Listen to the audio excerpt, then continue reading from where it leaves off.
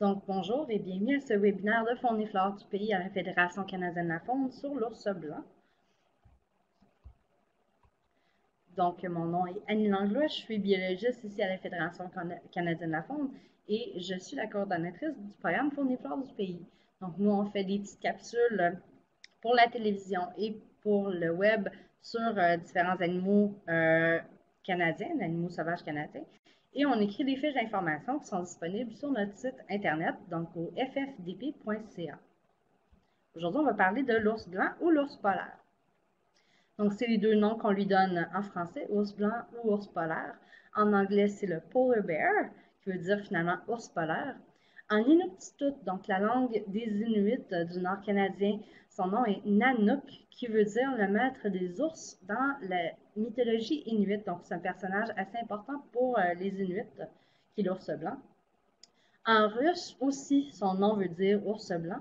En norvégien, son nom veut dire ours de glace, donc isbjörn. Mais en latin, son nom, Ursus maritimus, veut dire l'ours de mer. Donc, l'ours polaire, on le connaît assez bien. Je vais vous montrer quelques images. Donc, l'ours polaire est le plus grand carnivore, donc plus grand mangeur de viande sur la planète Terre en ce moment. C'est sûr que dans le passé, il y a eu des dinosaures qui étaient beaucoup plus gros que ça, mais en ce moment, c'est le plus gros carnivore qui est vivant sur la planète Terre. L'ours polaire ou l'ours blanc est blanc crème, avec un museau et des petits yeux noirs. Et c'est un proche parent du grizzly. En fait, l'ours polaire peut même se reproduire avec un grizzly et avoir des petits qui sont capables de survivre et eux-mêmes de se reproduire. Donc, ils sont vraiment très, très proches parents. Par contre, l'ours polaire a un cou, un crâne, un museau qui sont plus longs que le grizzly. Donc, on peut voir une comparaison là, avec les photos. Et l'ours polaire est un peu plus gros quand même que le grizzly. Donc, l'ours blanc ou l'ours polaire vit en Arctique et il est très, très bien adapté pour survivre en Arctique. Donc, il a un pelage dense et transparent. Donc, chacun de ses poils est finalement transparent. Donc, ce n'est pas nécessairement vrai que l'ours blanc est blanc. C'est seulement que ses poils sont transparents. Donc, on le voit comme étant blanc finalement. Il a deux couches de poils, une sous-couche et des poils de garde qu'on appelle, pour le garder au chaud, mais aussi pour l'aider à se cacher dans la neige. Parce que, bon, l'ours blanc n'a pas beaucoup d'ennemis naturels à part l'humain, mais quand il va chasser, c'est mieux d'être blanc pour pouvoir se cacher dans la neige, parce que s'il était, par exemple, rose fluo, ça serait beaucoup plus facile pour une proie de le voir et de se cacher. Donc, finalement, l'ours blanc, le fait qu'il soit pâle comme ça l'aide à se cacher et à chasser. Sa peau en dessous de son poil est foncée, donc presque noire, et ça aide à conserver la chaleur. En dessous de sa peau, il a une couche de graisse de 11 ou 12 cm d'épaisseur, donc ça aussi, ça l'aide à le garder au chaud. Et ses oreilles et sa queue sont courtes. Ça aide pour pas que les oreilles et la queue gèlent. Donc, ça les garde plus proches de son corps, ça demande moins de circulation de sang, donc il y a moins de chances d'avoir des oreilles ou une queue gelée. Il a des très grosses pattes et des larges pieds. Et ça l'aide à marcher sur la glace et la neige, un peu comme nous quand on a des raquettes. Et l'ours blanc a un odorat très, très bien développé. Il peut sentir une proie qui est sous la neige. Donc, ça l'aide encore à survivre dans un environnement un peu comme celui-là, donc sur la glace de l'Arctique. Donc, l'ours polaire blanc mâle mesure entre 240 et 260 cm de longueur et il pèse à peu près le même poids qu'une petite voiture. Il atteint cette taille-là seulement à 8 ou 10 ans.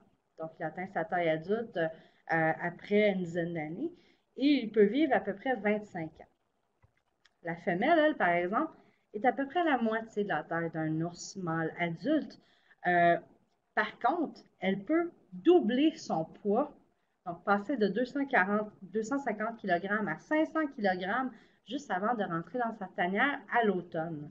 Donc, elle va manger beaucoup et puis donc elle peut finalement doubler son poids. Elle atteint sa taille adulte à l'âge de 5 ou 6 ans et elle peut vivre une vingtaine d'années. Donc, pourquoi son nom latin veut dire ours de mer? Ben, c'est à cause que l'ours blanc est un nageur qui est hors pair. C'est un très, très bon nageur. Il utilise ses pattes avant pour pagayer et ses pattes arrière pour se diriger. Donc, il se propulse avec ses pattes avant et puis il se dirige avec ses pattes arrière. Il peut nager pendant plusieurs jours sans arrêt.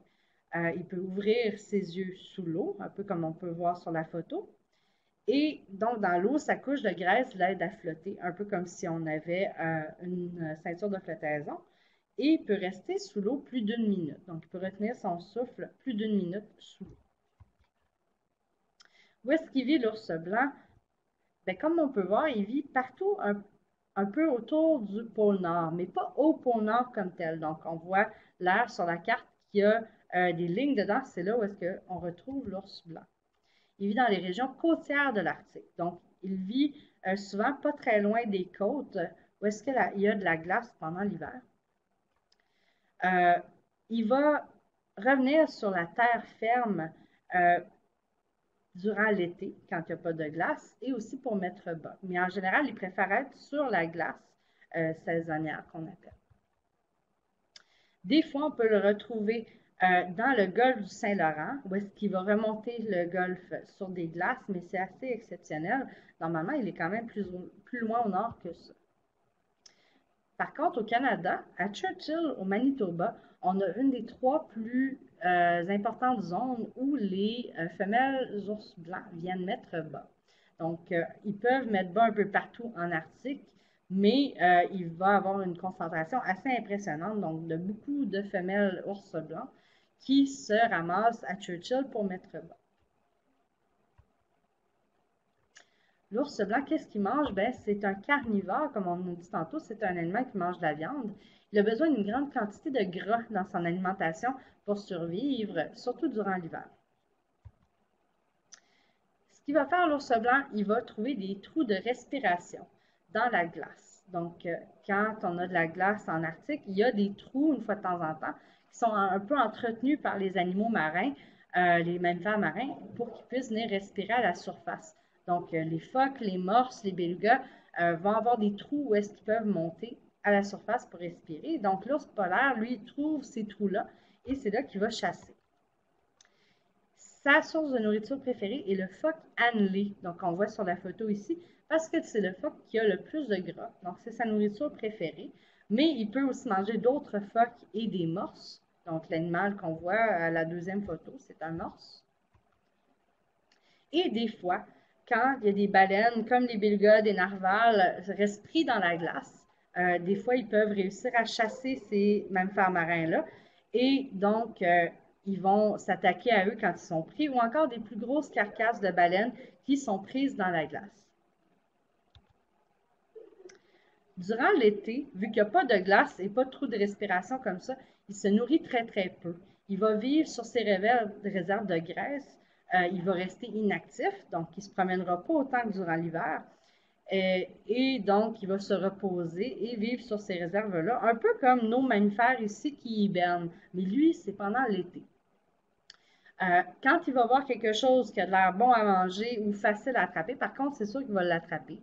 Et des fois, il peut manger des animaux déjà morts, donc il peut devenir charognard s'il trouve des carcasses qui sont bonnes à manger. La reproduction de l'ours polaire, l'accouplement entre le mâle et la femelle a lieu sur la glace en avril ou en mai. Et ensuite, la femelle va se diriger vers des tanières de mise bas, des tanières de maternité pour la mi-octobre. Donc, elles vont creuser ces tanières-là, on peut voir sur l'image, à flanc de vallées ou de talus qui sont orientés vers le sud. Donc, où est-ce qu'il ne fera pas trop froid, mais ça va être protégé par le vent. Donc, finalement, le vent va souffler de la neige par-dessus la tanière pour refermer complètement cette tanière-là. Donc, ces tanières-là ne sont pas très grandes, donc on parle d'1,5 mètre de diamètre et 1 mètre de hauteur dans le milieu. Ces tanières-là sont fermées, comme j'ai dit tout à l'heure, donc la neige va être soufflée par-dessus l'entrée parce que la femelle et les petits ne sortent pas de la tanière. Et donc, comme ça, la température reste petit peu au-dessous du 0 degré Celsius, même s'il fait moins 60 à l'extérieur. Donc, ça permet de rester quand même relativement au chaud. Donc, un bébé ours polaire, un ourson, ça naît à la fin novembre, au début janvier. Et donc, ils sont assez petits, ils pèsent moins d'1 kilogramme. Et quand ils naissent, ces yeux-là, les yeux sont fermés et ils n'ont presque pas de poils et ils ont l'air un petit peu des rats, finalement. Et donc, la famille d'ours polaires, donc la mère et les petits, sortent de la tanière à la fin mars, au début avril. Donc, à partir du moment que la femelle rentre dans sa tanière en octobre, jusqu'au début avril, la femelle n'a rien mangé du tout ou bu. Donc, c'est pour ça qu'elle a besoin de doubler son poids avant de rentrer dans sa tanière à l'automne. Pendant 2 ans à peu près, les oursons vont se tenir très très près de leur mère et c'est la mère qui va leur fournir de quoi manger. Mais à partir de 2 ans et demi, 3 ans, les oursons vont finalement partir de leur côté et laisser leur mère. Et donc, les mères ont 2 ou 3 oursons à peu près à tous les 5 ans. Des petits faits intéressants sur l'ours polaire. L'ours polaire n'est pas territorial, donc il se promène sur des très, très grands territoires pour trouver des endroits où manger. Il ne va pas défendre ces territoires-là non plus. Donc, ce n'est pas un animal qui va marquer là, ces territoires comme le carcajou ou comme le loup, finalement. Il a tellement un bon odorat, un bon sens de l'odorat, qu'il peut déceler la présence d'un phoque à 1 km de distance et plus de 90 cm de neige ou de glace. Si le phoque est en dessous de 90 cm, l'ours blanc peut le sentir. Mais sa vue et son ouïe sont à peu près comparables à celles des humains. Donc, quand il marche ou il galope, à peu près à 5 ou 6 km/h, c'est comme ça qu'il va se déplacer souvent, mais il ne va pas courir parce que de courir, ça demande beaucoup d'énergie et il va surchauffer finalement. Donc, il va avoir trop chaud. Il préfère galoper ou marcher. Donc, quand il est dans l'eau, il va se maintenir au chaud grâce à sa couche de graisse que sous sa peau. Mais sur la terre ferme, c'est surtout son pelage qui l'aide à garder au chaud. Donc, l'ours polaire n'hiberne pas, mais il peut ralentir son métabolisme à tout moment de l'année, surtout durant l'été, comme j'ai dit tout à l'heure, où est-ce qu'il va moins s'alimenter. Mais jamais, finalement, il va hiberner complètement, où est-ce qu'il va dormir, comme le grizzly ou l'ours noir ici. Donc, j'ai dit tout à l'heure, lui, il a vu sont comparables à celles des humains, mais l'odorat est beaucoup meilleur que le nôtre. Et l'ours polaire ne vit pas en Antarctique. Il n'y a pas de mammifères terrestres comme l'ours polaire en Antarctique. Donc, si on voit ça dans des dessins animés, ce n'est pas vrai. Donc, je vais vous montrer la capsule Faune et flore du pays sur l'ours blanc avant de terminer.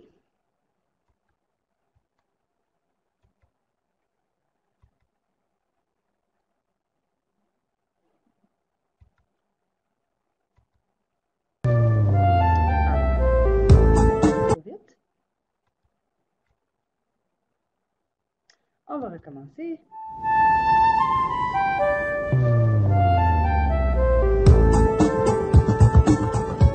L'ours blanc. Il est énorme et n'a peur de rien. On ne veut pas le rencontrer face à face, mais personne ne veut que son existence soit menacée. Difficile de croire qu'un si gros animal a besoin de notre aide. Même si les ours blancs vivent dans les régions éloignées de l'Arctique, nous avons un impact négatif sur leur vie. Nos polluants qui se déplacent dans l'océan et l'atmosphère entrent dans leur chaîne alimentaire. Et la glace sur laquelle ils vivent fond de plus en plus tôt chaque printemps à cause du changement climatique. Il est donc difficile pour les ours blancs de capturer leur proie. Qu'est-ce que vous pouvez faire? Rien de plus simple. Utilisez votre vélo, marchez ou prenez l'autobus au lieu de prendre la voiture. Vous aiderez à améliorer notre environnement et celui de l'ours blanc. Mais c'est pas tout. Visitez le site ffdp.ca pour apprendre davantage sur l'ours blanc et aider à protéger la flore et la faune du Canada. Une visite s'impose. ffdp.ca. Donc, d'autres capsules sur le ffdp.ca, sur notre site Internet. Donc, vous pouvez aller voir. Et il y a la fiche d'information aussi qui est plus longue, où est-ce que vous aurez beaucoup plus d'informations sur l'espèce. Si jamais vous avez des questions sur l'ours blanc ou l'ours polaire, n'hésitez pas à m'écrire au info@commercialfrdp.ca. Vous pouvez avoir plus d'informations sur les webinaires à l'adresse qui est indiquée à l'écran. Et donc, n'hésitez pas, comme je vous dis, si vous avez des questions, à me les poser. Donc, je vais vous souhaiter une bonne journée. Vous pourrez retrouver ce webinaire enregistré en ligne sur le calendrier et ainsi que notre webinaire sur le carcajou. Donc, je vous souhaite une bonne journée et à la prochaine.